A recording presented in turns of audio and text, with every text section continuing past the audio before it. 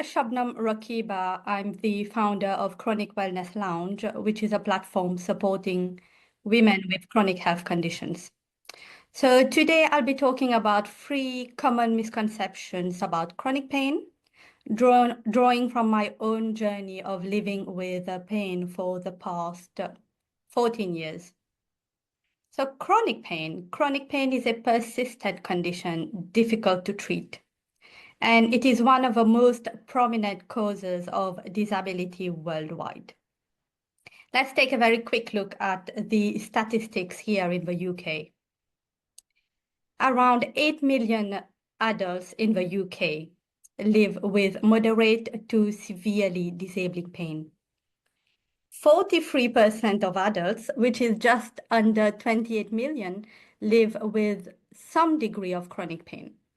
And finally, it's estimated that around 30% of adults between 18 to 40 years of age live with chronic pain. So we can see now why this conversation we are having right now is so crucial, so important.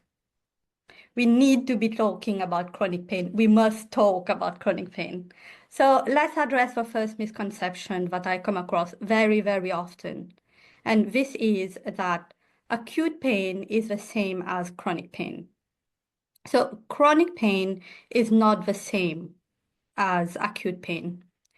Acute pain is the body's response to an injury or a disease. But chronic pain is when the pain lingers beyond the usual healing time, even after the injury has healed or the disease has been treated.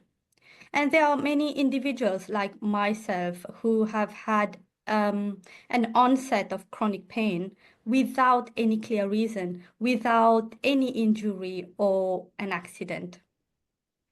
So for myself, I was fine one day, completely fine. And the next day, I was awakened by severe pain, which simply never went away. And it's been 14 years.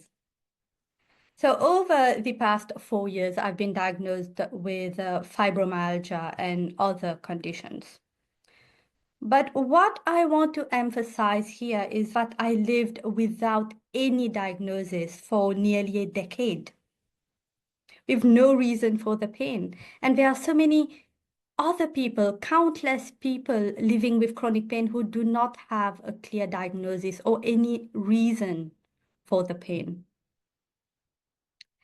Usually, when someone experiences a sudden pain, we ask them, how did it happen? Did you hurt yourself? Did you injure yourself? What did the doctor say? And usually, there's a course of treatment and the pain goes away. Wonderful. With chronic pain, this doesn't happen. Unlike acute pain, chronic pain is very difficult to treat, as I found, unfortunately. And most treatments, they help less than 1/3 of individuals.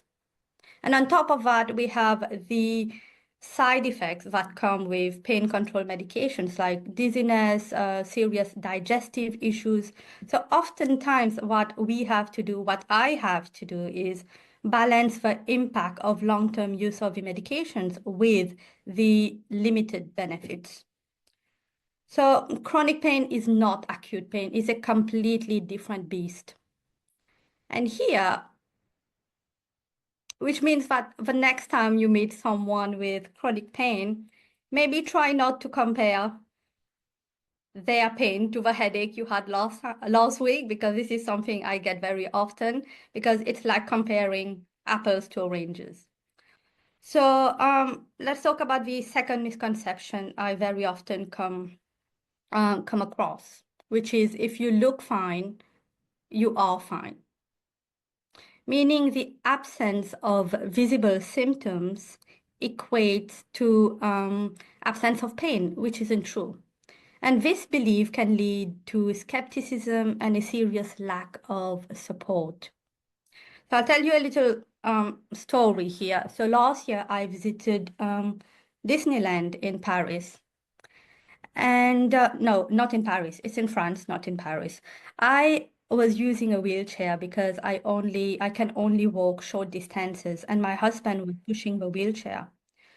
I could not get a disability pass because my disability is not listed among the disabilities they accept. And I really did not get the time to obtain any of the proof they required there.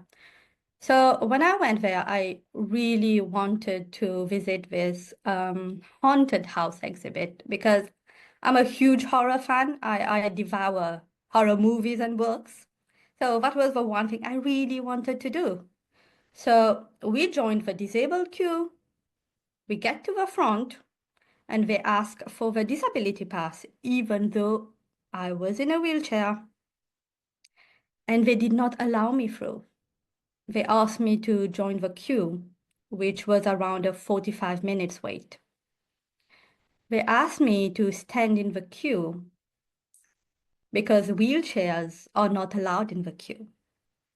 So my children went in by themselves, and my husband and we waited outside. And I was in tears. I am used to advocating for myself. But at that moment, I couldn't. I I just wanted one day. I just wanted one day where I could be with my family without worrying about access, without having to face barriers, without having to fight for access. And on that day, I felt helpless. I felt invisible. I felt as if I was being proved to, I was being forced to prove my disability again and again. I felt not disabled enough. So looking fine doesn't mean that I'm not in pain. So when someone in chronic pain, who's living with chronic pain, says they are in discomfort and they need support, believe them. Believe them, even though you may not see the signs that they are struggling. You may not see any visible sign that they are struggling. But if they're saying, I need support now, please believe them and support them. Because chronic pain is an invisible disability. It's not an imaginary disability. Which brings me to this last misconception. So this misconception says if you have chronic pain, you cannot succeed, meaning that a chronic pain hinders our ability to get ahead in life, to achieve academic success or professional success or personal growth. And this can lead to lowered expectations and missed opportunities for those living with chronic pain. Now, chronic pain doesn't mean that we cannot succeed. And when I was doing my master's in psychology, I was experiencing debilitating headaches, severe episodes of frozen shoulder and pain, nerve pain running down my arms.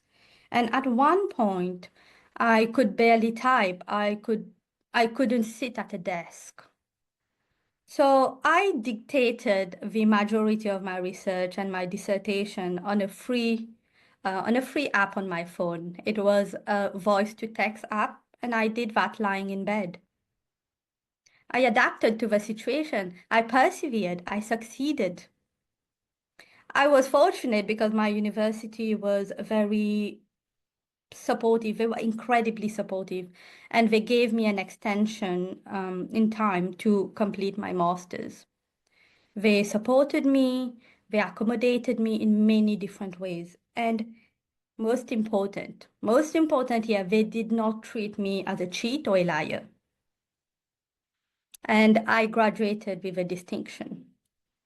So, but what if I had been forced to prove my disability again and again, over and over again? How draining is that?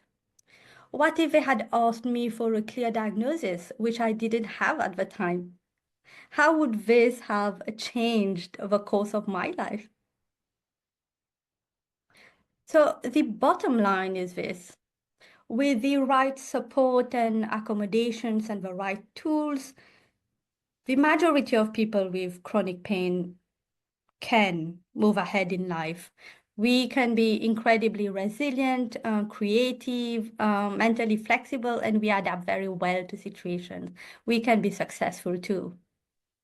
So I want to leave you with his final words, let's say.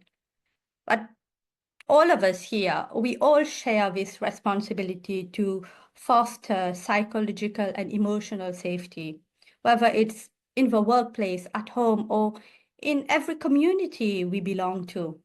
It's up to us to ensure that people with chronic pain and people with other invisible disabilities and all disabilities are being treated with dignity, not being shamed or humiliated again and again. So, one simple but powerful way to do this, to support people with chronic pain, is by asking rather than assuming things. And a question as straightforward as, do you need any support right now to feel more comfortable? That's a simple question. If I do, I'll let you know what I need and what support I need in that moment. And if I don't, that's okay. I'll thank you and I'll be grateful because you've opened a door. You've opened a door letting me know that I can come to you for support in the future. So let's all commit to being that safe space for someone else. Thank you so much.